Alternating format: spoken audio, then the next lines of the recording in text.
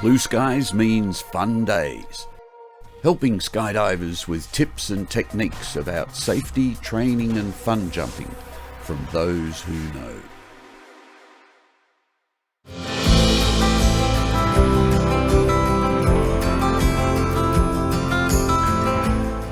Way back on November 17th, 1979, Gregory Robertson made his first jump. 45 years and 3,600 jumps later, Gregory is still jumping. Hi and welcome to this different and inspirational episode of Blue Skies Fun Days. By the way, he has also accumulated over 3,000 hours flying aircraft like Twin Beaches, DC-3s and these days Twin Otters. Watch this and see if Gregory is as much an inspiration to you as he was to me when I met him 10 years ago. It's my lifestyle.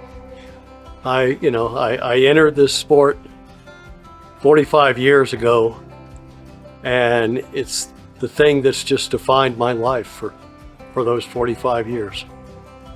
I like to fly my body. I fly around and especially like tracking off, and when I'm low and I get to see the ground rush and the ground moving, but it's just I'm flying my body and I'm totally free. There's nothing else going on in the world except that skydive. I did my first jump at Suffolk, Virginia. I started because I was a graduate student in electrical engineering at Old Dominion University, and since I was a graduate student, I could take some extra courses just for fun. So I took this course called survival training that the local ROTC unit was providing. And one of the things they had you do was learn to rappel and rappel off the side of the stadium. And so we all rappelled down once, and if you wanted to do it again, you could climb back up the stairs and do it again, and they'd show you a little more. And while I was waiting my turn up there, this woman that was standing next to me just looked up at the sky and said, "Oh good, the clouds are breaking. I can probably get some jumps in this afternoon." And I just kind of went, "What do you mean?" And she was the president of the school's skydiving club. So I said, "Oh, okay, hey, that's neat. How do I do that?" So she gave me the number to call for the first jump, and I went and did the first jump. Totally scared out of my mind, and decided to do it again, and then decided, well, I'm going to get off a student status before I decide whether I'm going to stay in or not. About a month later, I moved to Colorado to continue my electrical engineering master's program, and I joined the skydiving club up there. And then at spring break, the skydiving club decided, hey, we're going to Coolidge, Arizona for spring break jump at the Coolidge Parachute Center. And I went, okay. So we went on down there, and I was using club gear, an old belly wart and backpack. And when I got there, my jump master who was with us, I was still a student, and I said, well, should I just buy a ticket to 7.5 and continue my progression? He said, nah, you know how to fall stable. Just buy a ticket to 10.5, which was the highest we went then, and just get out and get some airtime. I said, okay. So I followed them out. They did a four-way. I followed them out of the airplane, and I remember as I went out the door, looking down and going, boy, we're high. And I went out and tried a maneuver, which didn't work, and I got stable again, and then looked at my altimeter and went, oh, I got lots of time before I have to pull. And I looked around, and I just went, whoa. Got down for that jump, decided I was gonna quit school, and I was gonna get a job, and I was gonna come down to Coolidge, Arizona so I could skydive year round. The next day I bought my first rig, I bought a jumpsuit, went back to Colorado, wrote out resumes, sent them down, got a job in Phoenix. And by that July, I was living here and jumping at Coolidge. I ended up with becoming friends with the drop zone owner, and he helped me buy my first airplane, a 182, which I learned to fly in. And then he taught me how to fly Twin Beaches, and then he taught me how to fly the DC-3, and I got type rated in the DC-3. And when they got otters, I learned how to fly otters, and I'm still flying otters to this day. No, by November of 1980, I had my jump master rating. By July of '81, I had my static line instructor rating. And then in '82, right when AFF was starting to come into being and they were starting to do certification courses, I ended up passing the certification course and became the first AFF instructor here in Arizona. And when Larry opened up Skydive Arizona, he asked me to be his first safety and training advisor.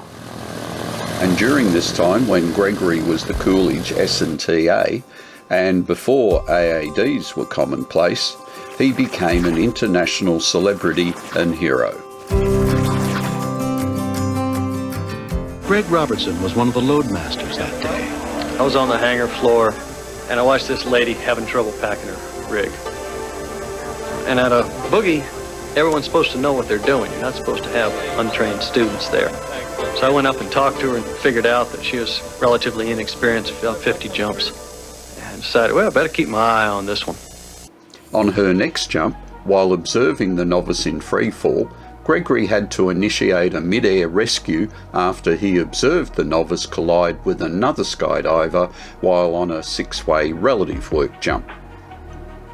Realising she was unconscious and spinning out of control, he dived down to see what he could do.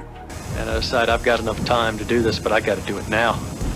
I drive on in as the legs swing around, grab her with my left hand, sit her up so the rig will deploy cleanly, pull the ripcord and say, that's your shot. While suffering serious injuries, the injured woman survived and made a full recovery, forever grateful to Gregory's close attention and skill.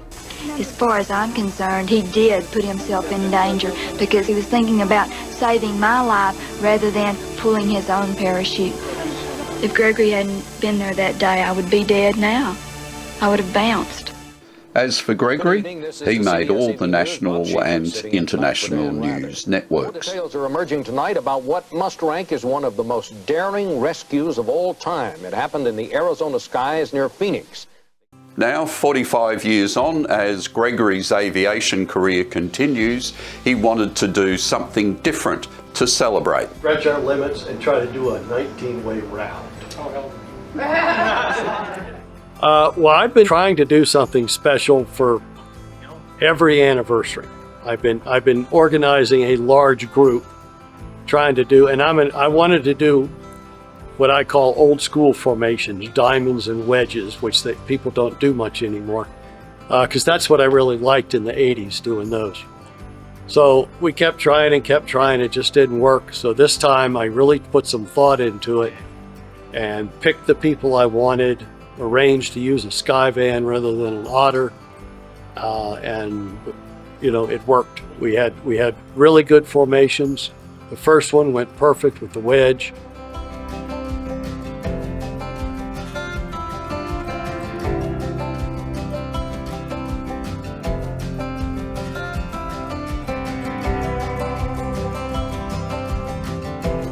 The two diamonds we were trying to build, we had some fall rate problems where we'd have 1 or 2 people low, but the formations were flying flat and stable and just, you know, just a real good group of jumpers.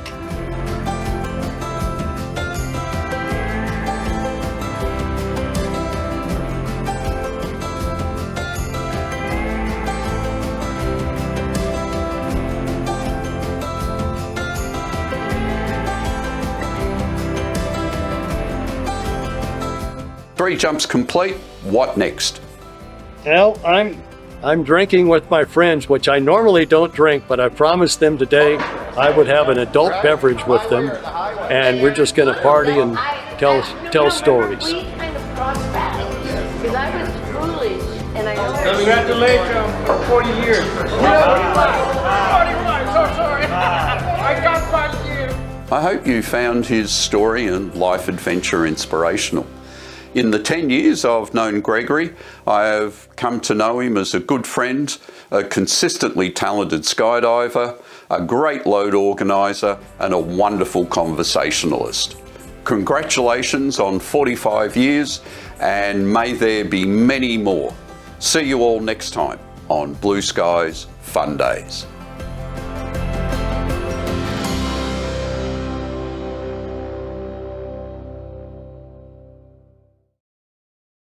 For more tips and techniques, click subscribe.